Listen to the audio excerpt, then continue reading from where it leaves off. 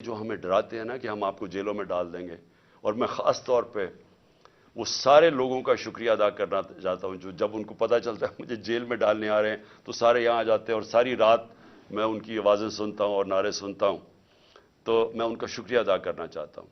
لیکن میں ان کو بھی سب کو کہنا چاہتا ہوں کہ دیکھیں، یہ ہمیں کوئی یہ جو جیل سے ڈرا رہے ہیں، ہم جیل بھر دیں گے، ان کے پاس جگہ ہی نہیں ہوگی جیلوں کے اندر، لیکن یہ تو نہیں ہوگا کہ جیل کے خوف سے یہ ہر قسم کا ظلم کریں اس ملک پہ، چوروں کو اوپر مسلط کر دیں، چور پھر ہمیں ڈرائیں جیلوں سے، عوام کی کمر توڑ دیں مہنگائی سے۔ ان کے پیسے باہر پڑے ہیں، ان کو فرق ہی نہیں پڑتا، ڈالرز میں ان کے پیسے پڑے ہیں۔ قوم کی یہاں بیچارہ تنخواہ دار طبقہ آج کیسے گزارا کرتا ہوگا؟ یہ اب اس سے پہلے یہ جو ابھی انہوں نے مہنگائی کی، اب یہ جو منی بجٹ دیا ہے، اس سے پہلے اگر آپ کی پچھلے ایک سال پہلے آپ کے بینک میں، بلکہ اپریل میں 10 مہینے پہلے آپ کے بینک کے اندر آپ کی تنخواہ تھی، بینک نے آپ کی تنخواہ ماہانہ 30,000 تھی، آج صرف وہ 20,000 رہ گئی ہے۔ یعنی آج صرف وہ 20,000 کی چیزیں خرید سکتے ہیں۔ اور اب ایک اور مزید طوفان آ رہا ہے مہنگائی کا، جو آج مہنگائی ہے، آج کی شرح میرے خیال میں 32 تھی، آج اس سے بھی اوپر چلی گئی ہے، 39 پہ چلی گئی ہے۔ اس کا مطلب یہ مزید مہنگائی اب یہ اور بڑھے گی۔ تو ان کو تو فرق ہی نہیں پڑتا کیونکہ ان کے پیسے باہر پڑے ہیں، اور ڈالرز کا مطلب کہ ان کے پیسے پاکستان کے مقابلے میں اس میں اضافہ ہو رہا ہے دولت میں، کیونکہ ہمارا جس طرح روپے کی قیمت گرتی رہی ہے اور مہنگائی بڑھتی جا رہی ہے تو روپیہ کم چیزیں خریدتا ہے، لیکن کیونکہ ڈالرز میں ہے وہ ڈالر زیادہ چیزیں خریدتا ہے، تو ان کو کوئی نقصان نہیں ہو رہا۔ یہ جو ملک میں اس وقت عذاب آیا ہوا ہے مہنگائی کا، تو انشاءاللہ بدھ کو میں سب کو آج اپنی ساری قوم کو بھی، اپنی تحریک، اپنی پارٹی کو، سب کو کہہ رہا ہوں کہ ہم یہ شروع کریں گے اور یہ سارے پاکستان کے اندر ہماری یہ تحریک جائے گی۔ اور اب آپ سنیں کہ اس کے بعد اب کیا ہوتا ہے۔ کیئر ٹیکر گورنمنٹ آتی ہے۔ کیئر ٹیکر گورنمنٹ کا صرف کام الیکشن کروانا ہے۔ آن گوئنگ انویسٹیگیشن ہے جے آئی ٹی کی، جے آئی ٹی نے فائنڈنگز سامنے آ گئی، کیئر ٹیکر گورنمنٹ آ کے جے آئی ٹی کو پہلے تو روک دیتی ہے، پھر وہ جو آفیسر کام کر رہا ہوتا ہے اس کے اوپر اس کو ایس ڈی بنا دیتی ہے، ریکارڈ سیز کر لیتی ہے۔ اب یہ ذرا سنیں، ریکارڈ سیز کرتی ہے تو یہ آج ہوتا کیا ہے؟ عدالت پہلے تو وہ جو جے آئی ٹی کی تفتیش ہو رہی ہوتی ہے اس کے اندر جب وہ کیس لگتا ہے پچھلی باری، تو وہ کہتے ہیں جی ہمارے پاس تو ریکارڈ ہی نہیں، اور وہ ریکارڈ ہی نہیں دے رہا۔ اینٹی کرپشن کے نیچے جو اپنا آدمی اینٹی کرپشن کے اوپر یہ لے کے آتے ہیں، اپنے کا مطلب شہباز شریف کا آدمی، وہ ہمیں ریکارڈ ہی نہیں دیتا۔ یعنی جے آئی ٹی کو جو عدالت کے سامنے وہ ریکارڈ ہی نہیں دیتا جو اس کے پاس ریکارڈ پڑا ہوتا ہے۔ پھر وہ جو عدالت اسے کہتی ہے، اینٹی ٹیررزم کورٹ جو گجرانوالہ کا ہے، وہ آرڈر کرتا ہے ڈی جی کو کہ ریکارڈ پروڈیوس کرے، ہمارے سامنے ریکارڈ لے کے آؤ۔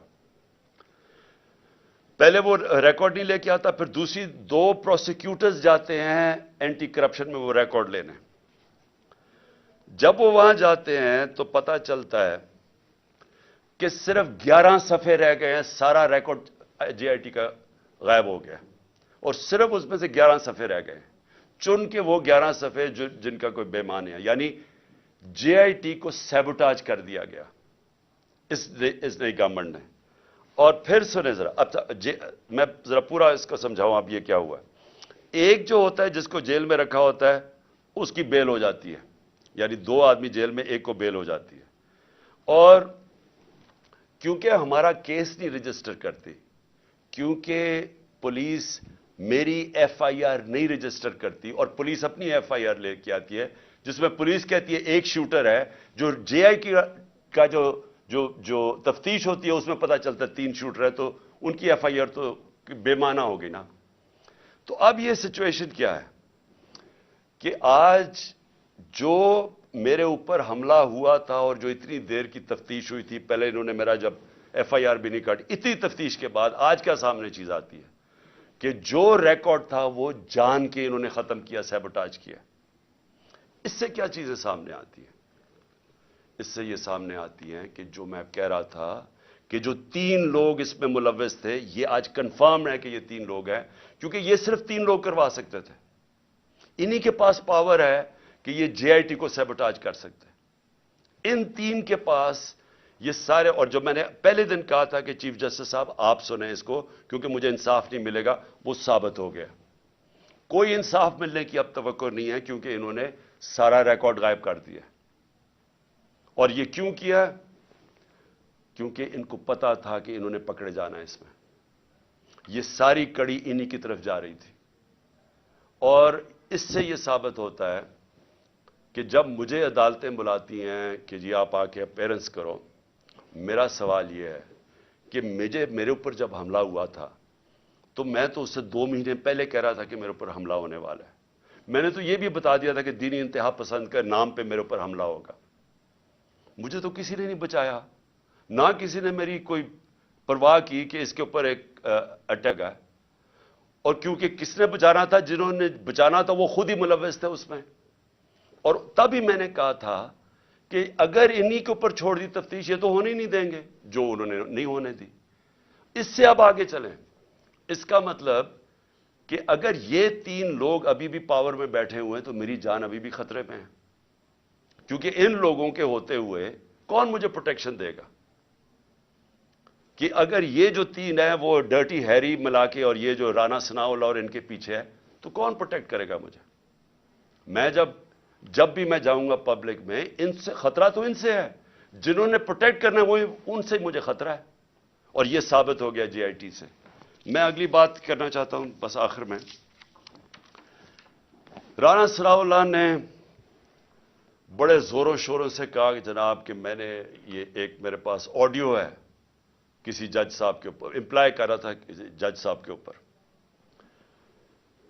1996 میں جب بے نظیر کی حکومت گرائی گئی تو وہ ذرا ججمنٹ دیکھ لیں جس میں فاروق لغاری نے جب جو گورنمنٹ گرائی تو اس کے اندر ایک سب سے بڑی وجہ کیا تھی کہ بے نظیر گورنمنٹ کو انہوں نے کہا کہ یہ فون ٹیپنگ کرتے ہیں، لوگوں کے فون ٹیپ کرتے ہیں. جو صدر نکسن امریکن پریزیڈنٹ، جو بڑا تکڑا پریزیڈنٹ تھا، اس کی گورنمنٹ گری کیونکہ اس کے اوپر یہ ثابت ہو گیا کہ یہ مخالفین کے ٹیلی فون کو ٹیپ کرتا ہے، اس لیے اس کو جانا پڑا. تو یہ تو خود ہی انٹیریئر منسٹر نے کہہ دیا ہے کہ ہمارے پاس ہم فون ٹیپ کرتے ہیں. اس کے اوپر ان کی گورنمنٹ جانی چاہیے. میں یہ سمجھتا ہوں کہ یہ جو طریقہ کار اس مافیا کا ہے، کیونکہ یہ پولیٹیشنز نہیں ہیں، مافیاز یہ چیزیں کرتے ہیں انصاف سے بچنے کے لیے، بلیک میل کرنے کے لیے. میرے اوپر بھی کہا جی میری ٹیپیں میں نے رکھی ہوئی ہیں. میں ایز پرائم منسٹر، میں نے عدالت میں بتایا ہوا ہے کہ میری پرائم منسٹر کی سیکیور لائن سے میری وہ مجھے انہوں نے ٹیپس بنائی ہوئی تھی، اور میری سیکیور لائن کے اوپر میرے پرنسپل سیکرٹری سے بات چیت انہوں نے ایجنسیز نے پبلک کر دی. تو اگر اس کے اوپر ایکشن نہیں لیا جائے گا، یعنی میں اب اپنی عدلیہ سے کہنا چاہتا ہوں کہ یہ تو ملک کو بالکل ہی، یعنی آپ پہلے تو یہ جو عدلیہ فیصلہ کرتی ہے اس پہ نہیں چلتے. فواد چودھری کو وہ ہائی کورٹ کے جج بلاتے گئے کہ ان کو پیش کرو میرے سامنے، اور آئی جی لے کے اس کو اسلام آباد چلا گیا. بار بار ان کو کہا گیا، 3 دفعہ جج نے کہا کہ میری عدالت میں پیش کرو، وہ اسلام آباد چلا گیا. تو اگر آپ یہ کریں گے، پہلے تو ان کی ججمنٹس پہ نہیں مانیں گے، اور پھر اس کے بعد ان کو بلیک میل کرنے کے لیے یہ حرکتیں کریں گے، تو ملک میں قانون تو ختم ہو گیا. تو اس لیے یہ جنگ ہے پاکستان کی. یہ جو جنگ میں آپ کو حقیقی آزادی ہے کیا؟ حقیقی آزادی ان قوموں کو ملتی ہے جس ملک میں قانون کی حکمرانی ہوتی ہے، رول آف لا ہوتا ہے، جو لوگوں کے فنڈامنٹل رائٹس پروٹیکٹ ہوتے ہیں، جدھر انویسٹر، سرمایہ کار، ان کو اعتماد ہوتا ہے ایک سسٹم کے اوپر، وہ قومیں خوشحال ہوتی ہیں. تو جس قوم میں ججز کی ججمنٹ ہی نہیں ہو رہی، مجھے بتائیں کون سا انویسٹر آئے گا پاکستان؟